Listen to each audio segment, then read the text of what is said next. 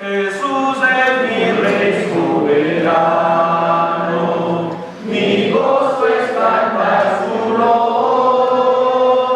Es Rey y me vengo al hermano, es Rey y me imparte su amor, dejando su trono de gloria, me vino a sacar de la escoria.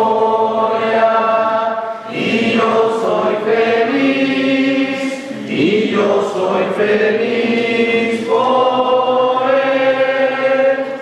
Jesús es mi amigo anhelado, y en sombras o en luz siempre va, paciente y humilde a mi lado, y ayuda y socorro me da.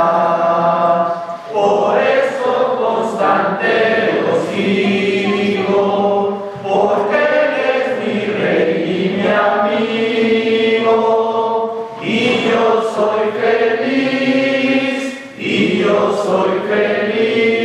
por Él. Señor, que pudiera yo darte por tanta bondad para mí, me basta servirte y amarte, es todo entregarme yo a ti. Entonces acepta mi vida, que a ti solo queda rendida, pues yo soy feliz por ti. Buenas tardes, hermanos. Bienvenidos a todos los que nos acompañan el día de hoy a la Iglesia de Cristo.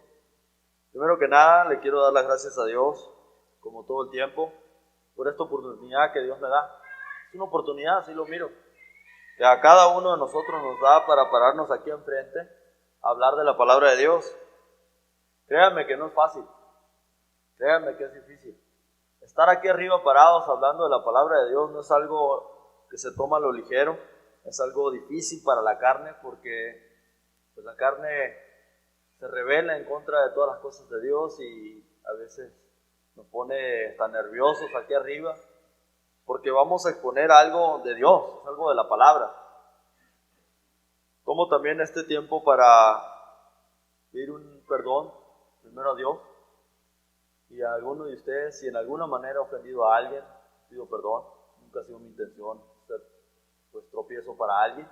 Es muy importante, hermanos, mantener ese deseo de no ofender, ese deseo de estar bien con todos ustedes, practicando la unidad. Y muchas veces decimos cosas o actuamos de una manera donde ofendemos a personas, o ofendemos sin querer queriendo, dijo el chavo. Y debemos de reconocer que a veces pues no somos perfectos, ¿no? Sabemos que todos tenemos algo. Pero qué gran oportunidad Dios nos da, hermanos, de poder volver otra vez aquí a estar con el Señor, sentados a la mesa como estuvieron sus discípulos. ¿Recuerdan la última cena?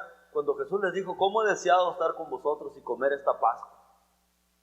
Y era su deseo de Jesús poder llegar a la Pascua y sentarse con sus discípulos para quebrar aquel pan. Y dio una promesa cuando dijo, y no lo volveré a hacer hasta que no se cumpla en el reino de mi Padre. O sea que cuando viniera a la iglesia, cada domingo, dijo, y no lo volveré a hacer hasta entonces. Y yo creo que para Jesucristo es un deseo, es un placer, es algo deseado de Él, poder llegar otra vez el domingo y sentarse con todos nosotros a celebrar esta Pascua, este pan que comemos en memoria de Él y la sangre derramada. Es un privilegio, hermanos, poder estar aquí. Tal vez muchos de nosotros nos falta un poquito de fe al no poder mirar que en realidad está la presencia de Él aquí, pero aquellos que son de fe, y la palabra de Dios nos dice que por fe creemos que Él está aquí. El tema que traigo en este día, hermano, le puse condiciones para seguir a Cristo. Condiciones. para seguir a Jesucristo. Hoy en día existen tantas ideas acerca de cómo debemos de seguir a Jesucristo, no basadas en la Biblia. Sabemos eso, lo enseñan por todas partes, es la causa de tanta denominación allá afuera, es la causa de tanta religión, iglesia que miramos por todas partes. Pero, ¿qué dice la Biblia acerca de las condiciones que Jesús pone? Vamos a primero que nada para hablar de esas enseñanzas falsas. En Efesios 2, del 8 al 9, Efesios 2,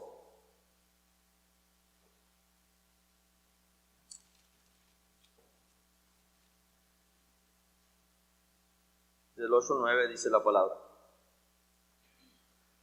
por gracia sois salvos, por medio de la fe. Y esto no es de vosotros, pues es un don de Dios.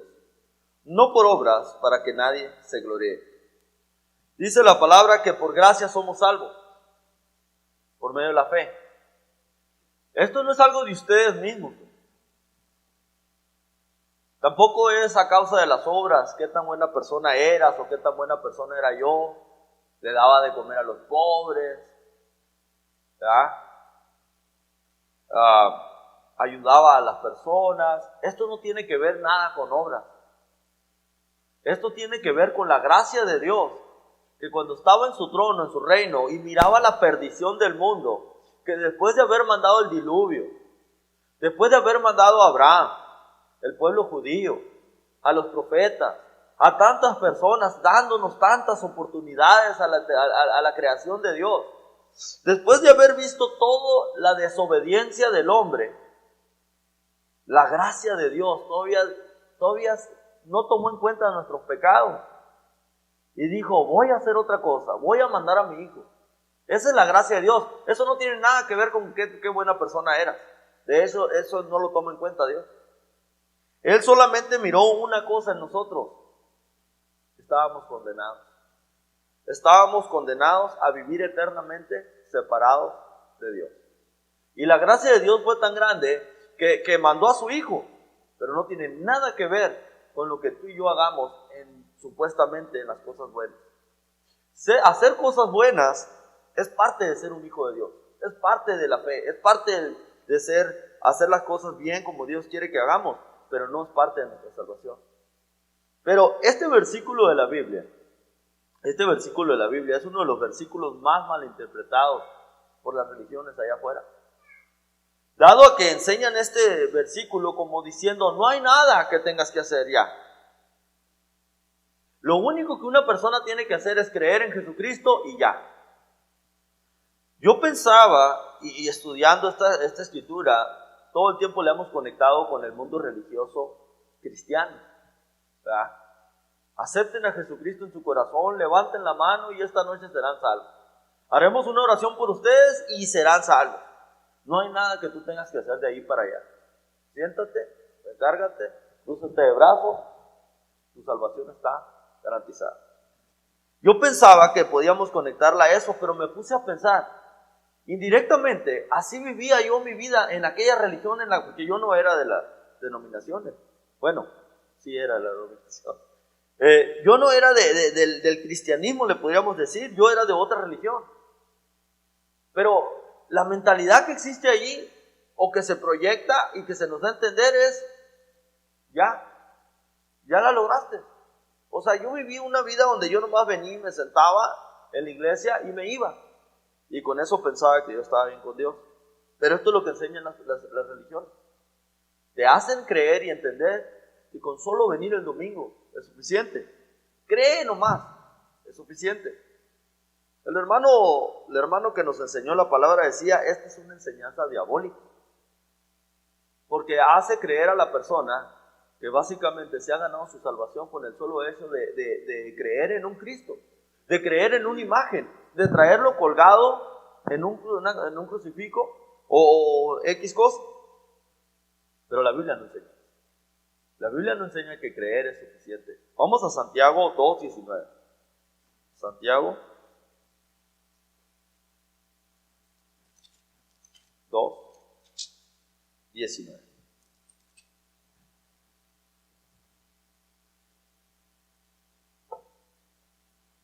Dice, ¿tú crees que Dios es uno? Bien haces. También los demonios creen y tiemblan. Esta escritura nos da a entender que creer no es suficiente. Dice, ¿tú crees que Dios es uno? ¿Las personas creen que Dios existe?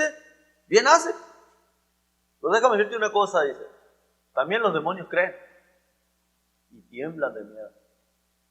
No por eso los demonios también se van a salvar, nomás porque ya creen. No es por obras. Puedes andar haciendo cosas malas, puedes andar haciendo cosas buenas. Ellos ya creen. No es por obras. Entonces, estas religiones nos enseñan que básicamente hasta los demonios se van a salvar con su enseñanza. Pero aquí me dice que tiemblan. Y sí creen en Él. ¿Se acuerdan de los endemoniados que vino Jesús y que sale endemoniado y temblaba de miedo? ¿Por qué vienes a atormentarnos antes de tiempo? Dice. Y corrían de Jesús. Con un solo tronido de sus dedos salían disparados. Ojo, creían en Él. Al apóstol, aquellos falsos apóstoles o falsos exorcistas ambulantes, les dice, conozco a Pablo, conozco a Jesús. O sea, creen en Él, creen en nosotros, hermano. Creen que existimos, los demonios. Creen en Jesucristo. Creen en sus discípulos. Pero eso no quiere decir que se van a salvar. De que conocen. La realidad es que Jesucristo exige algo más de todo aquel que dice creer en Cristo. Esa es la realidad. Exige algo más.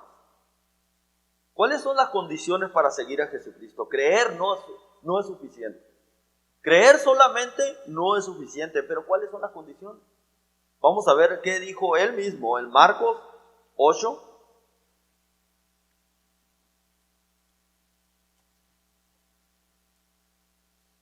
Marcos 8:34.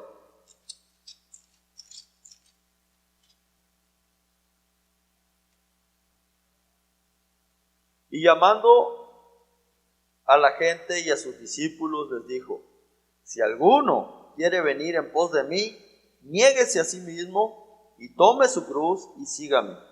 Porque todo aquel que quiera salvar su vida, la perderá.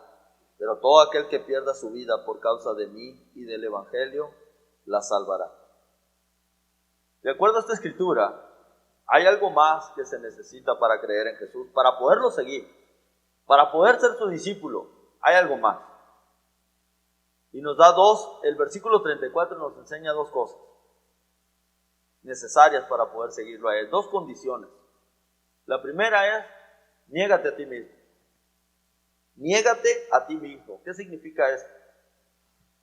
Negarte a todo deseo carnal que te venga a tu vida. Eso significa. Negarte a todo deseo carnal que venga a tu vida. Pues, hermano, tomar agua es un deseo carnal. ¿Estará hablando de eso Jesús? No. ¿Estará hablando de comer? ¿Es un deseo carnal? No. Está hablando de todo deseo pecaminoso que viene a tu vida, toda contradicción a la palabra de Dios, todo lo que ofende a Dios, todo lo que se pone en contra de Dios, todo lo que nos quite tiempo para no dedicar el tiempo a Dios. Dice, niégate. ¿A qué, Señor? A mirar tanta televisión. Niégate a tantas redes sociales. Niégate al alcohol. Niégate al cigarro. Niégate al homosexualismo. Eso le dice a aquellos que tienen esas tendencias. Dice, niéguense a sí mismos. No hay nada de diferencia entre un homosexual y un mentiroso. Los dos son pecadores. Y Dios ama al pecador, pero odia el pecado. Dios ama al pecador, por él vino. Vino por los pecadores. Él dijo, yo no vine por los justos, por los que no necesitan un doctor, por los que no están enfermos. Yo vine por los enfermos, a los que necesitan doctor. Él ama al pecador, pero odia el pecado. Entonces, así como el mentiroso, el mal hablado, el que roba, tiene que negarse a sí mismo para poder venir en pos de Jesús. No vas a venir tras de Jesús, robe y robe. No, tienes que negarte a esas pasiones carnales, Pero también así como el que roba o el que miente o el que dice malas palabras tiene que negarse, el homosexual también se tiene que negar. O sea, ese es un mandamiento de Dios, no es mío. Negarte a ti mismo es difícil, pero ahí está la prueba de cada uno de nosotros. Ahí viene esa prueba.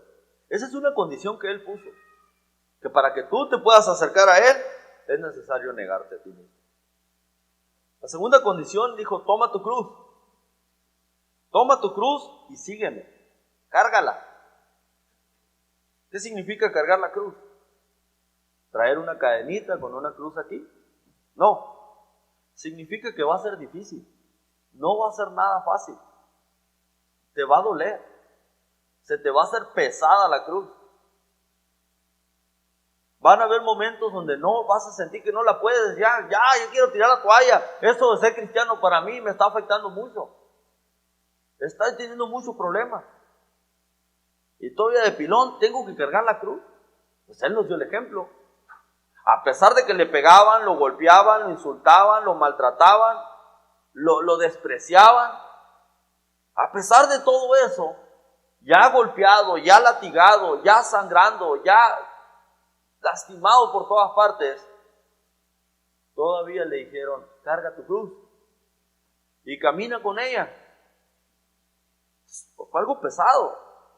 Si nos pusiéramos un poquito en sus zapatos, hermanos, no estamos sufriendo absolutamente nada. Lo que yo y tú sufrimos no se puede comparar con el sufrimiento de Él. No se puede comparar con el sufrimiento de los primeros cristianos que eran correteados y literalmente llevados a las prisiones y a la muerte a causa de su fe. Sinceramente, era algo horrible lo que ellos vivieron, pero lo hacían y lo hacían con fe y estaban dispuestos a pasar ese dolor y ese sufrimiento a causa de la fe que tenían en Jesucristo. Pero qué bonita fe, morir por la fe, sufrir por la fe, saber que lo que te está sucediendo es que tú pones a Cristo primero en tu vida. Es que estás tratando de imitar las pisadas de Cristo. Qué bonita fe. Esa fe es digna de imitar. Ahí mismo el versículo 35, Marcos 8:35 nos da la tercera condición. Porque todo aquel que salve su vida, la perderá. Y todo aquel que pierda su vida a causa de mí y del Evangelio, la salvará. Perder tu vida, hermano, por el Evangelio es otro requisito, te puedo llamar, otra condición. Es necesario perder tu vida. Perder tu vida por el Evangelio. Yo sé, hermanos, que muchos de ustedes tenían otros sueños, tenían otras metas. Yo personalmente no me miraba predicando la palabra de Dios. Quienes me conocen y se acuerdan de mí, pues sabrán que no miento. Yo no tenía pensado hacer esto. Pero perder tu vida por el Evangelio es dar una vuelta completa y devolverte y hacer otra cosa de la cual no esperabas algún día hacer. Es verle valor a las cosas que verdaderamente valen, como la palabra de Dios. Que todos tus planes cambiaron el día que te topaste con Él. Que todo se puso en pausa porque te encontraste con la verdad, te encontraste con la palabra. Tenía tanto valor la palabra que dejaste todo por venir a Cristo. Y no nos dolió. No nos dolió en el momento porque traíamos el primer amor a todo lo que daba. Ahora nos duele. Ahora nos duele porque se nos está haciendo difícil el camino, porque cada vez se pone más de su vida. Y ahora sí nos está doliendo porque no dejamos de voltear hacia atrás, diciendo: híjole, todo lo que dejé o todo lo que estoy dejando, quiero seguir como los demás.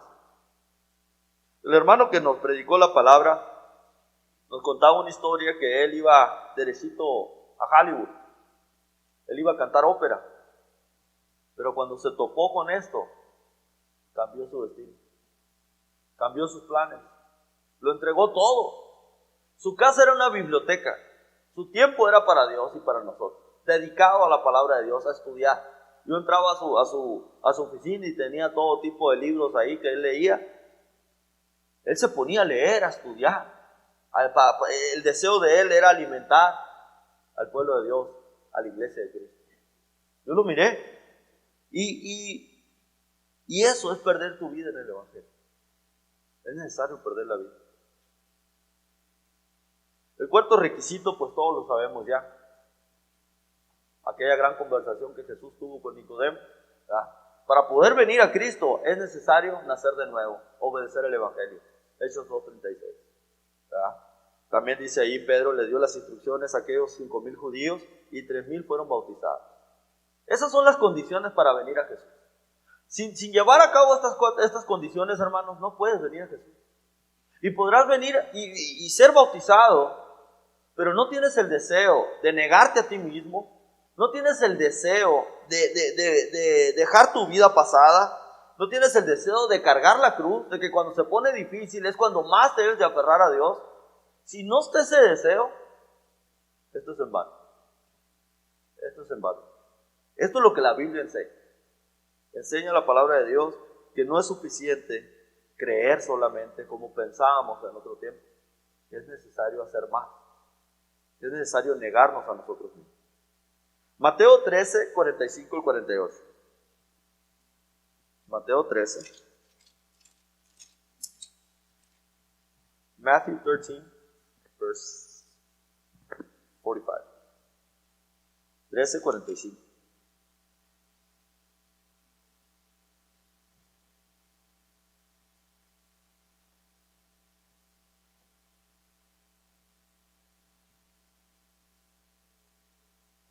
También el reino de los cielos es semejante a un mercader que busca buenas perlas, que habiendo hallado una perla preciosa, fue y vendió todo lo que tenía y la compró. La palabra de Dios compara al reino de Dios como un mercader. ¿Verdad? Un mercader, y puse aquí qué es un mercader. Un mercader, de acuerdo a la definición, es un comerciante de cualquier cosa. En este caso, la Biblia nos habla de un comerciante de perlas preciosas. Él buscaba perlas preciosas y era un comerciante, las vendía. Él todo el tiempo andaba buscando esas perlas que más valían, de más valor. Tal vez cualquier persona haya podido buscar de otro tipo de perlas, joyas, pero él buscaba de las de más valor. Él tenía todo el tiempo, hermano, todo tipo, de perlas preciosas que eran de valor. Pero al encontrar esta perla, la única, la particular, esta que se encontró, no la pensó dos veces. Fue y vendió todo lo que tenía. Fue y se deshizo de todas sus posesiones, de todas las perlas que había conseguido, porque ninguna le llegaba al valor de la que se había encontrado. Fue y las vendió y vino y compró aquella perla que se encontró. El punto de esta enseñanza es que al igual que este comerciante, muchos de nosotros tenemos tantas cosas en nuestra vida que son de valor, que le llamamos, que le vemos tanto el valor. Hay unos que le damos el valor a nuestros trabajos y nos dedicamos totalmente a ellos como si fuera lo que nos va a traer la tranquilidad y la paz. Hay otros que le dedicamos ese valor a la familia, a las creencias, a las tradiciones, a los deportes.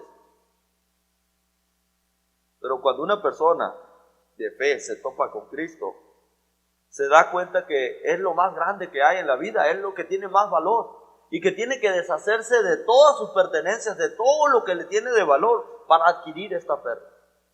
Lo que decía ahorita, le pone pausa a todos sus proyectos para crecer en el espíritu, para alimentarse espiritualmente, para desear esta leche como un niño recién nacido. Pero no todo el tiempo es así. No todo el tiempo es así. Hay personas que cuando les hablamos de la palabra de Dios no le ven este valor. Y eso pasó desde el principio. En Marcos 10, 17 al 22, vamos allá. Marcos 10.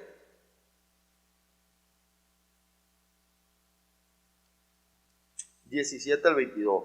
Mark 10, 17.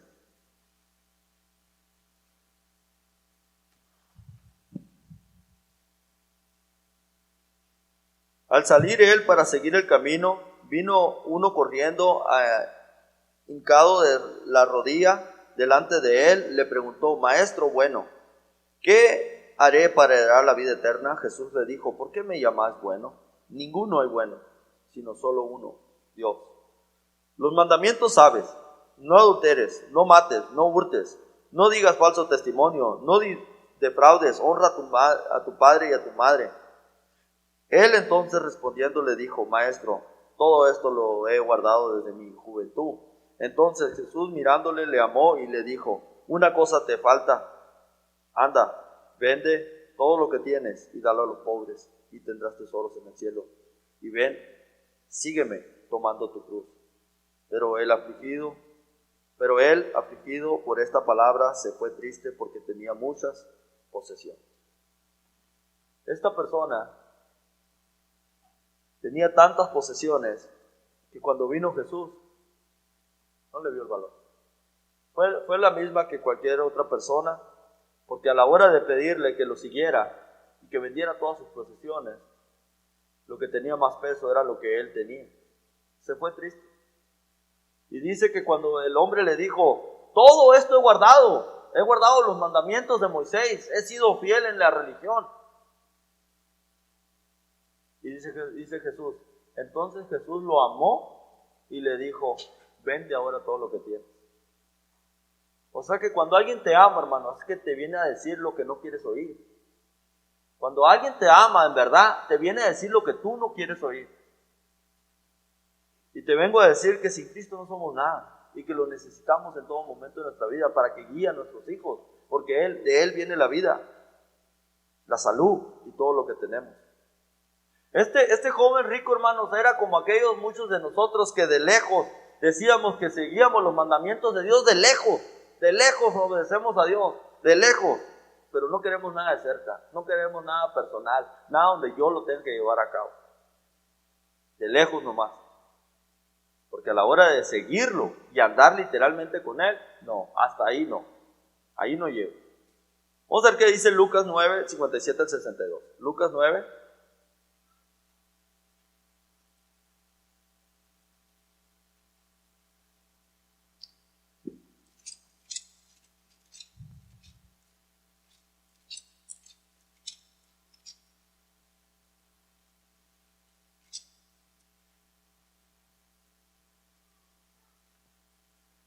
y yendo ellos, uno le dijo en el camino, Señor, es Lucas 9, del 57 en adelante.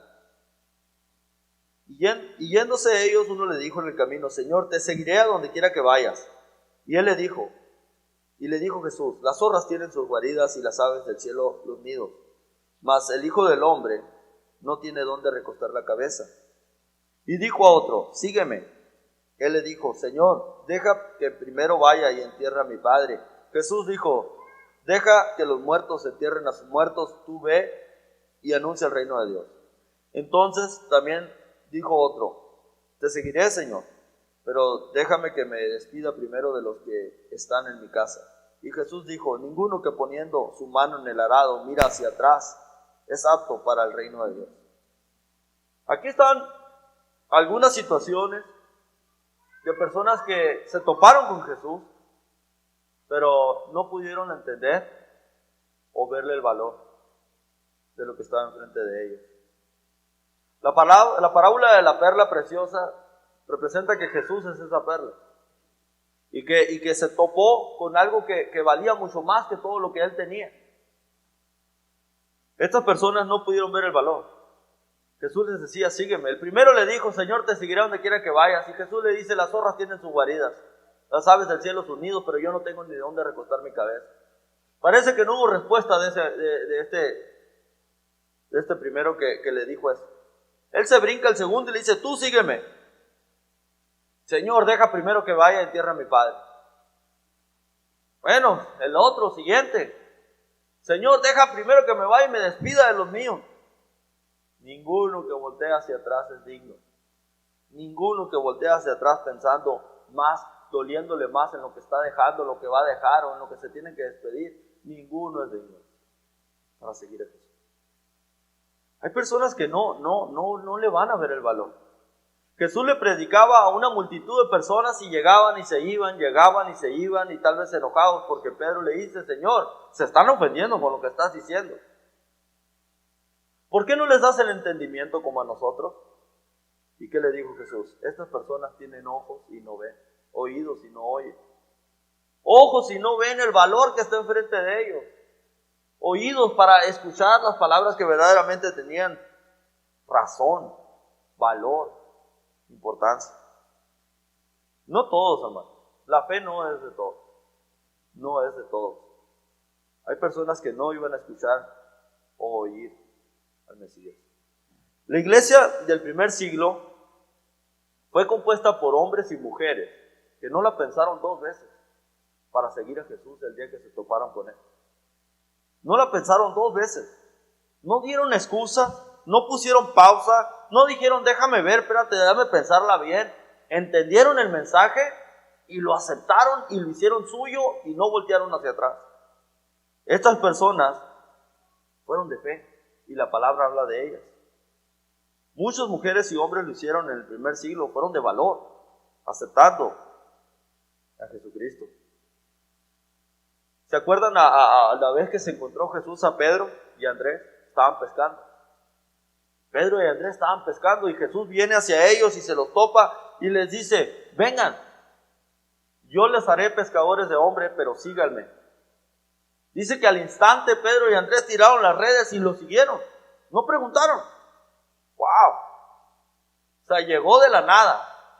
Ellos están pescando, pónganse en esa situación y Jesús está aquí y les dice, síganme, yo los haré pescadores de hombres. Y lo siguen. Lo siguen sin pensarlo, sin dudar. ¡Wow! Yo pongo aquí, Pedro representa y Andrés y aquellos como Pedro que lo siguieron al instante representa a todos aquellos que dependemos de un trabajo. Día a día, trabajar, del cheque de cada semana. Es necesario trabajar, o sea, no, espérate, si pierdo el día, pierdo bastante, y sí es cierto, eso no sucede. Pero él dice, no me importa, a ver cómo le haremos. Ellos tenían esposa, ellos tenían familia, y dejaron todo. Wow. ¿Se acuerdan del apóstol Pablo? El apóstol Pablo va correteando hacia Damasco a aquellos cristianos, y es tumbado por Jesucristo en el caballo, y le dice, Saulo, Saulo, ¿por qué me persigues? ¿Quién eres, Señor? Yo soy Jesús a quien tú persigues.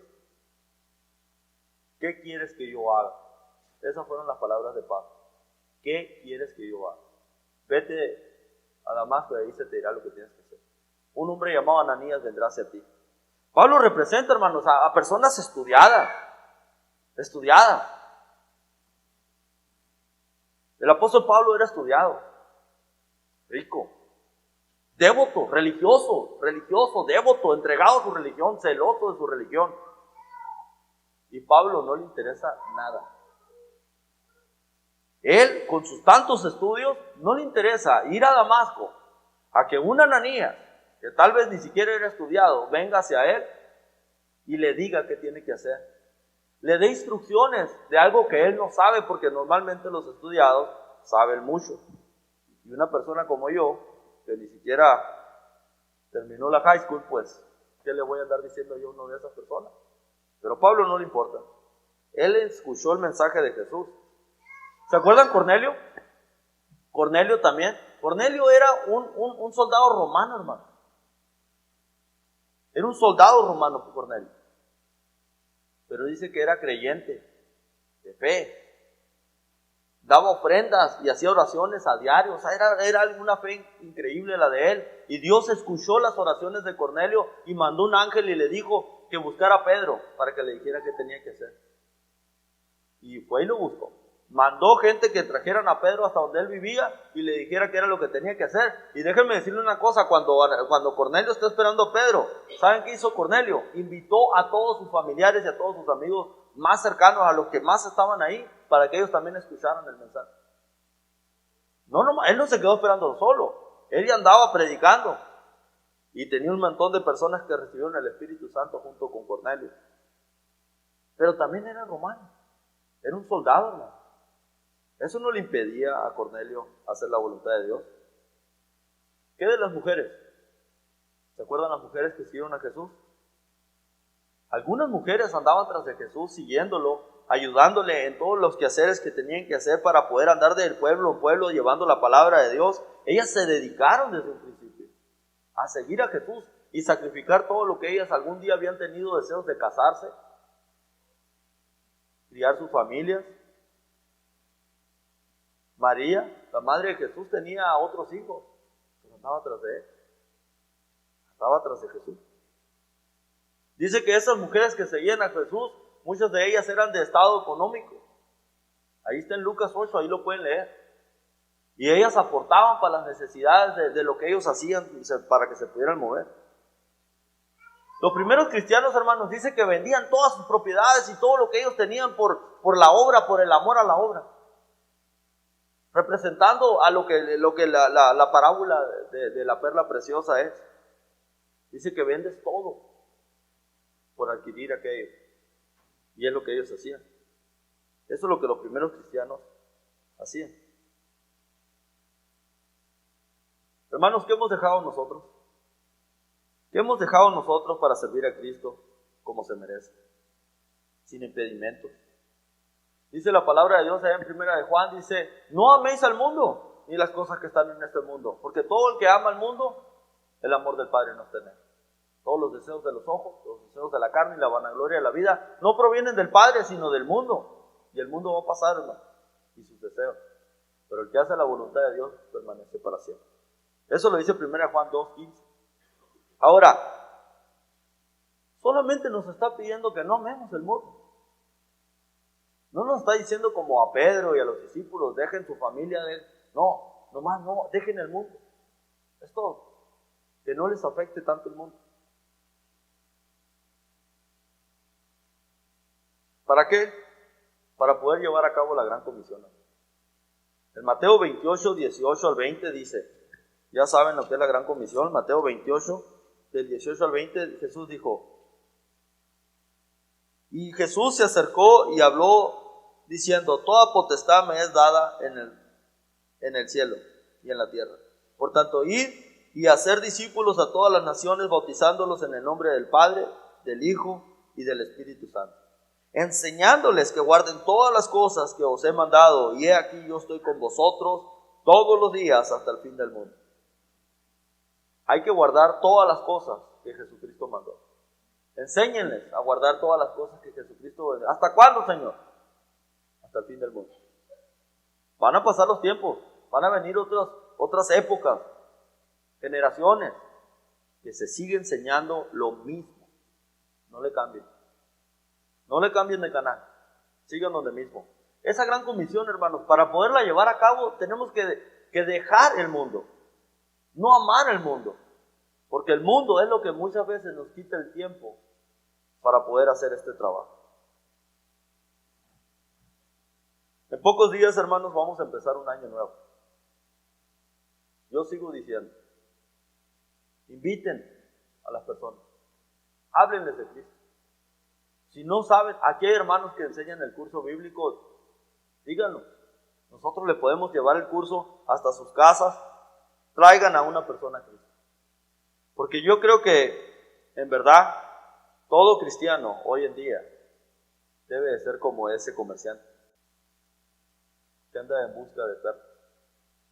Las perlas, hermanos, también representan a los hombres y a las mujeres de fe, que allá están. Para poder encontrar una perla de verdadero valor, no es fácil. Hay que buscarla, hay que escarbar bastante hondo para poderla encontrar. Vas a sacar muchos de otro tipo de materiales, vas a andar por todas partes hasta que topes con una perla. Las personas, hermanos, son esos hombres y mujeres de fe como ustedes, como personas que están allá afuera que no han encontrado la verdad. Hay que buscarlas entre muchas personas.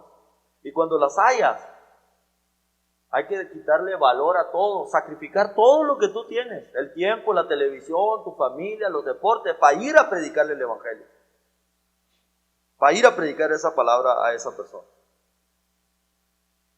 Hermanos, mi único deseo, por medio de esta predicación, es de que le veamos el valor más, y cada día más a la palabra de Dios, a los mandamientos de Dios.